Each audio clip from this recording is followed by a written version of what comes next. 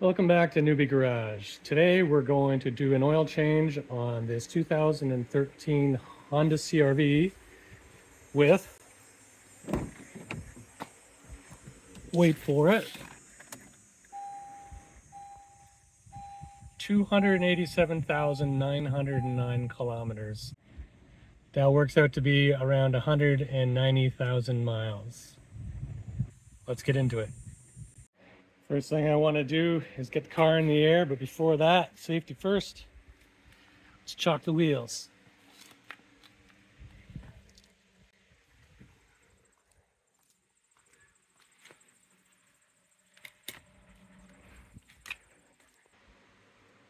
Inside the car, we'll reach for the hood release, which is on the side down here. Give that a pull, you should hear it release.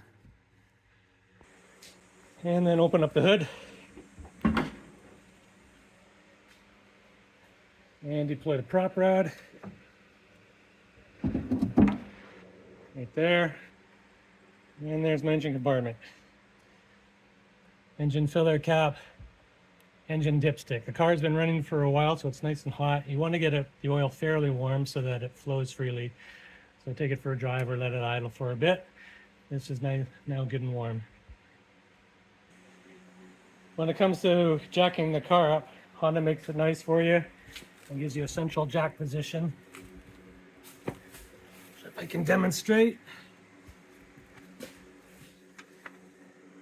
is right here. You can see that there's a cutout around the plastic panel to give you access to that central location.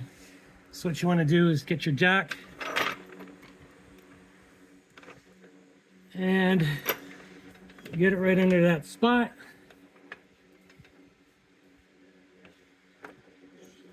That's looking pretty good there. And then go back up and start jacking.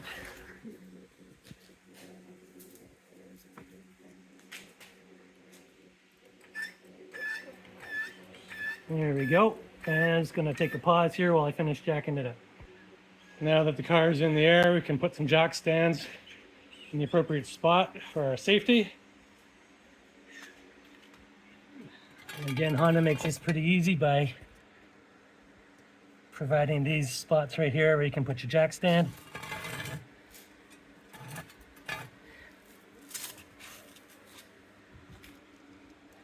Let's see.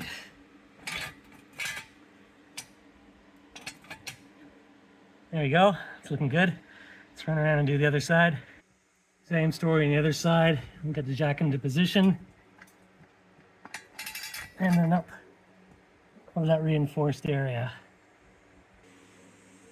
Now I'm going to release the jack a bit so that some load is taken by the jack stands. We've got now two ways that the car is being held in the air. The jack stands on the sides and then the jack in front. So in case of failure on either component, we're still going to be okay and we won't get crushed to death. Okay, we're underneath the car now with it jacked up. You might have a access panel in this opening here, which you remove with 4 bolts. I guess the last person, that wasn't me, that worked on this car, didn't like that panel and left it off. Not much I can do about that now. At any rate, the oil drain plug is here, it's 17 millimeter. And the oil filter right beside it. So the next thing I want to do is take my 17 millimeter ratchet and remove the drain plug. I do have a catch pan handy. Catch the drips. Okay, I've got the 17 millimeter socket on there. I've got a long handled ratchet because the last person that did this job put it on super tight. And so I need the extra leverage. And I'm just going to give that a turn. Yeah, that was on super tight. It's only supposed to be 30 foot-pounds. Anyways, broke it free and I'll just take it out the rest of the way by hand. You're probably going to get oil on your hands unless you're super quick and careful, which I'm not. Keep some pressure on, pushing in until the threads are all clear, and then try to whip it away as quick as possible. There we go. While that's draining down below, I'm going to give it a little extra help in terms of vacuum pressure and release that by undoing the cap. So that's almost finished draining. While I'm waiting for the last few bits, I'm going to take my filter wrench, and because, again, the last guy that did this put this on with Herculean strength, it was on there really tight. So I use a filter wrench to break it loose. Take some elbow grease for sure, and then there, come loose enough I can do the rest by hand. So like I said, loosened it with the wrench, and at this point it's loosened enough that a lot of the oil has dripped out. I just need to remove it the rest of the way. Try not to make a bigger mess than absolutely necessary. A large catch pan is really handy for that. It's going to be full of oil. I'm just going to dump it into the pan. I'm just going to friggin' leave it in there. And I'll let the rest of that drain out from where the filter was mounted. Over here at the bench, it's a good idea while you're waiting for the drain to complete to find a new crush washer for the drain plug. I've taken the old one off already, and I've got a new one here, which maybe not exactly perfect, but I think that's going to be good enough. Another thing you can do is prepare the oil filter. You can see it has a rubber seal on the outside that's dry, and you want to have that little bit of oil on it. So I dumped the bottle upside down to get a little oil in the cap, and you just want to go around that rubber ring so that it slides onto its housing nice and smoothly.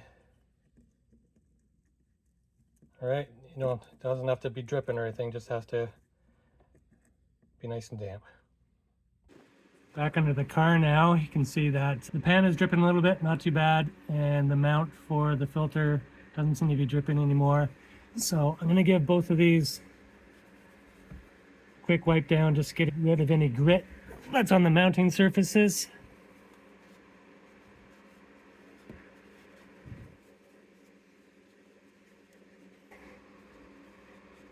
Because you want to have as good a seal as possible, obviously, with no leaks. And if you get any residue, little bits of dirt, you're going to have leaks. All right, let's put our drain plug back in. And with a new crush washer installed before.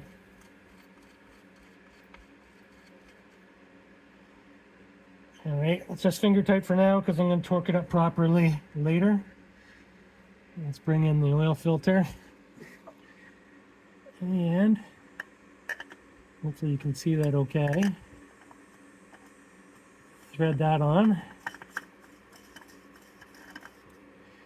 Now the rule of thumb here, you can torque it properly if you've got a proper torque wrench for oil filters. Not many people do, and some people laugh at the idea. But the rule of thumb is let it make first contact there and then give it 3/4 to a full turn. So you can use that little serial number or whatever it is on the bottom to try to gauge. And I do have to switch to my right arm to tighten it up properly since I'm right-handed. All right, that's tightened up. And I'm just gonna go grab the torque wrench and we can tighten up that drain plug. All right, I got the torque wrench attached. I've got it set to 30 foot-pounds. And let's give it a go. The handle is pretty long, so it's kind of challenging, but I have faith. It's not going to be a lot. A little bit more. There it is. Click. That's it. Don't overdo it. You're done. We're now hopefully done with the underside of the car. Other than leaks, I think that's it. So we're now ready to put oil in. I do have this fun adapter funnel, which is made for Hondas and Acuras, which screws right into where the oil cap goes. There you go. Nice. Now let's grab some oil. Manual says it takes 4.2 liters. This is a 5-liter jug, so obviously I'm going to be using most of it. And I don't think you need to watch me fill the oil crankcase, so I'm going to pause here. So I did misspeak a little bit earlier when I said that it takes 4.2 liters. It actually takes 4.2 quarts, which works out to 4 liters on the nose. And it is a 5-liter jug. So you can see that I've got 4 liters in there now. I'm going to go start the engine and get the oil going through the filter, and then I'll check the level with the dipstick. By the way, since my car is such high mileage, I'm using this Ultra Platinum Pennzoil, full synthetic, and it's supposed to be good for cars with higher mileage, if that helps. Before I start it up, let's remove the funnel. There we go. And reinstall the filler cap. You wouldn't want oil bursting out of there.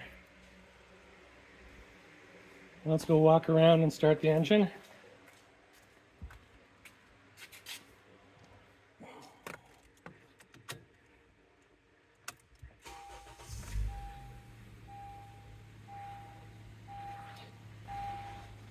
No oil light, that's good. Everything looks fairly reasonable on the inside so far. And it should be plenty of time for the oil to circulate. So let's shut her down. All right, back under the car again. Sigh. Very important step is to look for leaks. Let's get a light on it. Drain plug looks really good. It's as dry as a bone.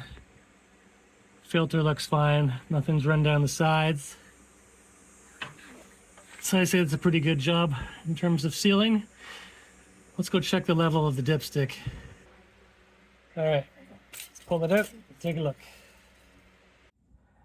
After letting the oil settle for about 5 minutes or so, I checked the dipstick, and here it is here. You can see that, technically speaking, it is above the min line, but I'd really like it ideally to be a bit closer to the full line, just for my own peace of mind. So I'm going to go ahead and add a little bit more in and check it again.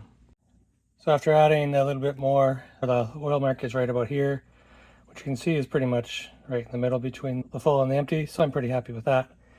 When I look at the oil jug, you can see the level is down here, which means that I've used not quite 4.5 liters, maybe 4.2, 4.3 liters, which is a little bit more than the manual says, but it's what it took to make me happy, so it is what it is.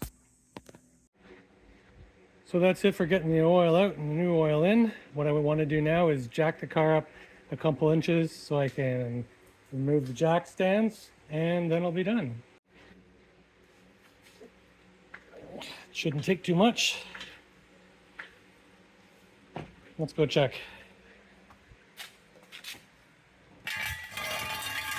That's one.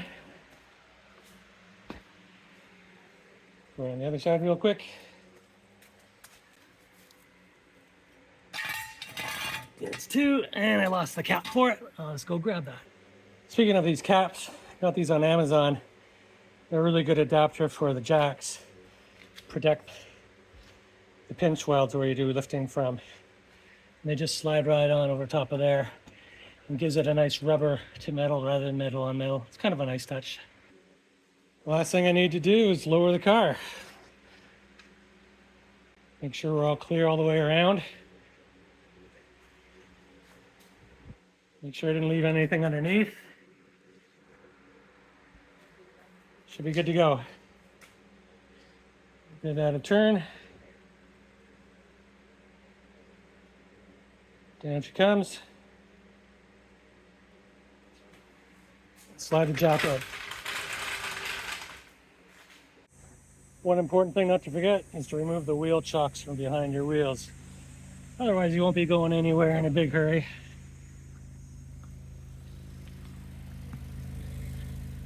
There you go. The last thing that needs to be done is to reset the oil life timer. You can see it's reading 30%. And what I want to do here is press menu. In the center of the console, you can see I have options. I want to go up to vehicle information. I click the middle button to go to activate that. Middle button for maintenance info.